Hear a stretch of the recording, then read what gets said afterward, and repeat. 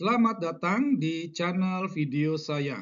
Sudah menjadi rahasia umum kalau umat Islam itu menaruh sikap sinis, sikap kebencian terhadap Rasul Paulus.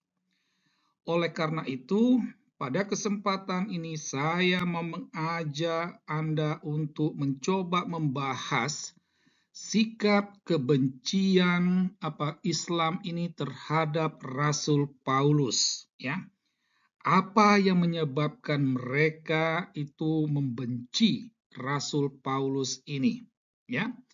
Nah, kebencian Islam terhadap Rasul Paulus itu tampak dari begitu banyak fitnah dan tuduhan yang dialamatkan kepadanya, ya.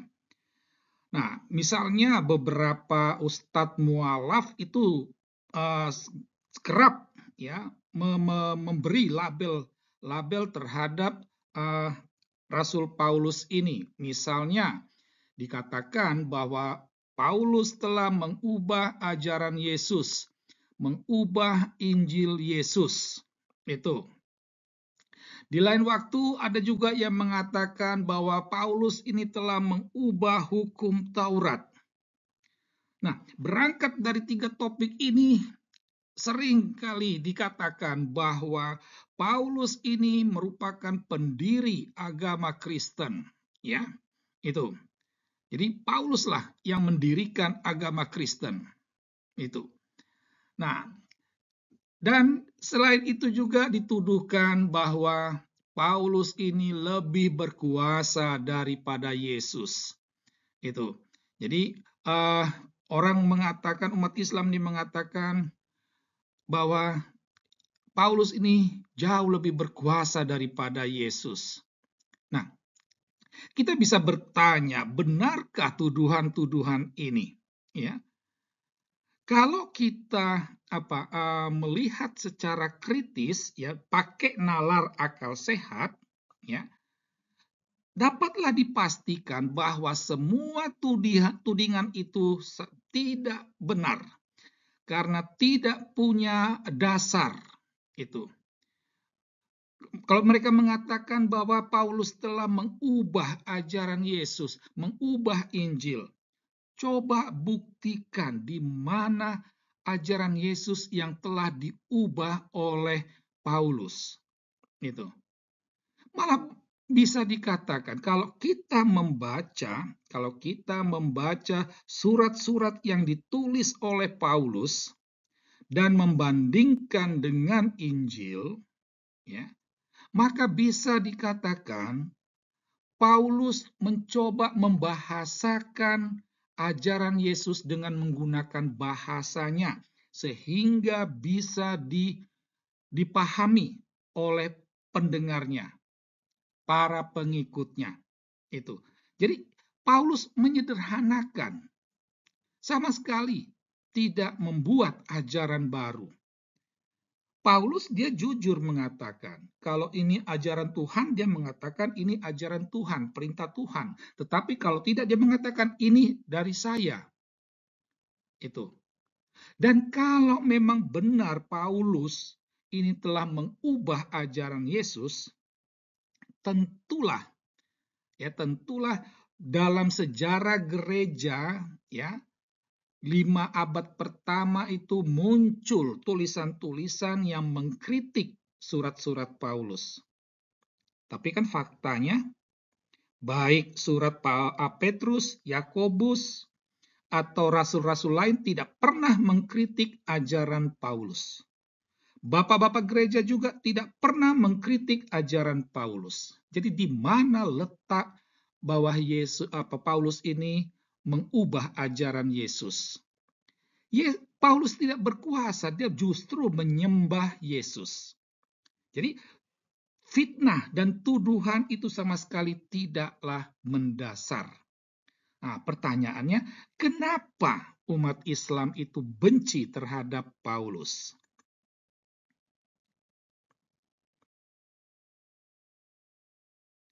Nah, di sini kita coba memahami, ya, alasan Islam membenci Rasul Paulus. dalam penelaahan kami menemukan setidaknya ada 3 alasan kenapa umat Islam menaruh kebencian yang begitu mendalam terhadap Paulus. Yang pertama, ya, iri hati. Ya, umat Islam iri hati melihat Paulus. Karena apa? Karena Muhammad tidak sehebat Paulus.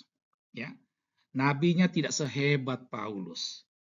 Paulus dia banyak menulis surat, ya. Ajarannya jelas terang benderang, tidak seperti Muhammad. Kalau Muhammad itu poligami, kawin cerai, Paulus tidak, dia hidup selibat. Ya, itu. Paulus lebih hebat dari Muhammad. Bahkan Paulus diceritakan pernah membuat mujizat, Muhammad sama sekali tidak pernah. Ya, selain itu juga Paulus lebih bermoral daripada Muhammad. Ya, Paulus tidak pernah bersetubuh dengan anak ingusan. Ya, Paulus sejak dia bertobat, dia tidak pernah melakukan kekerasan. Itu tidak pernah biadab sebiadab Muhammad. Gitu. Ya, ini alasan pertama, iri hati orang Islam terhadap Paulus. Yang kedua, itu mereka tidak suka akan ajaran Paulus. Ya, karena ajaran Paulus ini begitu baik, begitu luar biasa.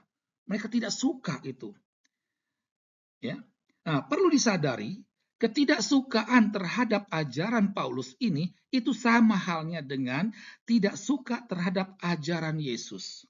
Dan ini sesuai dengan apa yang pernah dikatakan oleh Yesus sendiri. Ya. Kalau orang menolak kamu, bukan kamu yang ditolak, tetapi akulah yang ditolak. Itu kata-kata Yesus. Jadi di sini terbukti ya ucapan Yesus itu. Jadi ketika orang Islam menolak ajaran Paulus, bukan ajaran Paulus yang mereka tolak, ajaran Yesuslah yang mereka tolak. Dan itu terbukti. Itu. Alasan yang ketiga, Paulus mengutuk Muhammad.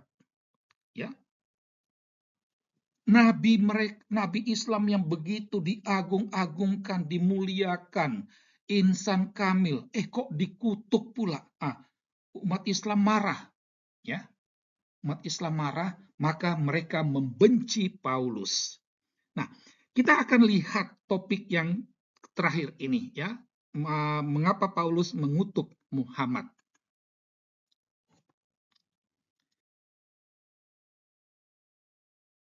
Nah, jadi kita melihat alasan yang ketiga itu berangkat dari tulisan Paulus yang kedua kepada jemaat di Korintus, bab 11 ayat 1 sampai 15. Namun dalam tayangan ini saya ambil dari ayat 4 sampai 15, ya. Nah, kalau kita membaca teks ini tampak jelas bahwa di sini Muhammad itu digambarkan sebagai rasul palsu dan iblis yang menyamar sebagai malaikat terang. Itu. Kenapa Muhammad itu dilabeli rasul palsu dan iblis yang menyamar sebagai malaikat terang? Ini alasannya karena Muhammad mewartakan Yesus dan Injil yang lain. Ya, itu tertera dalam ayat 4. Ya, Muhammad dia mewartakan Injil yang lain. Tidak seperti Yesus atau Injil yang diwartakan oleh para rasul. Ya, ini jelas terang benderang. Nah, karena Muhammad mewartakan Yesus dan Injil yang lain inilah, maka dalam surat Paulus kepada jemaat di Galatia,